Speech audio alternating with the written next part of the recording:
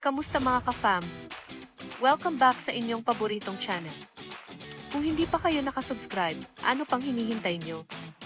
Hit that subscribe button and ring the bell para hindi nyo ma-miss ang latest chika. Kamusta mga ka-fam? Ngayong araw, pag-uusapan natin ang isang viral na post mula sa kapuso actor at TV host na si Alden Richards na talaga namang nagpa-kurakot sa social media.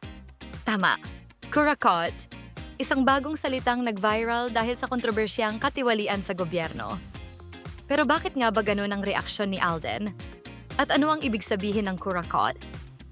Sabayan ninyo ako sa video na ito.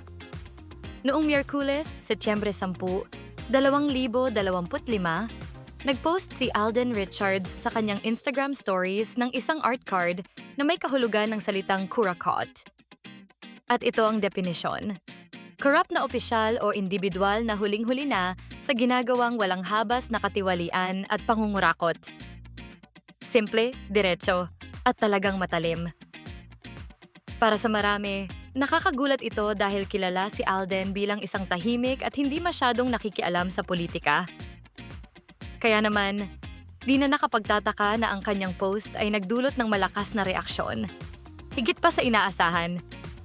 Marami ang nagpasalamat sa kanya at may mga netizens na nagsabing, "Wow! Ito na kaya ang unang pagkakataon na nagsalita siya tungkol sa issue ng politika?" At may ilan pang nakatatawang nag-react, "The shade!"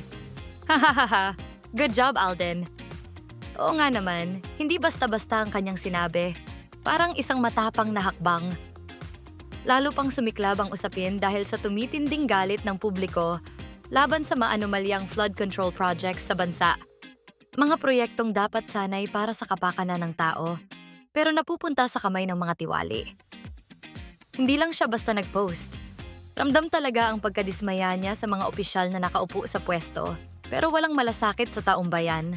Pero teka lang, may isang detalye na nagpasiklab palalo ng usapan. Sabi ng isang netizen, "This post talks about corruption in general." Ang asawa ng former love team ni Alden ay kabilang sa mga na-nominate. Ano kayang ibig sabihin nito? Tama ba ang mga haka-haka na may personal ding connection si Alden sa isyong ito? Malakas ang impact ng post ni Alden. Hindi lang sa showbiz, kundi pati na rin sa politika at lipunan. Kaya ngayon, tanong namin sa inyo, ano ang opinyon nyo sa hakbang ni Alden? Huwag kalimutan mag-like, subscribe, and hit the bell for more updates. Kita-kits ulit sa next video, mga ka-fam.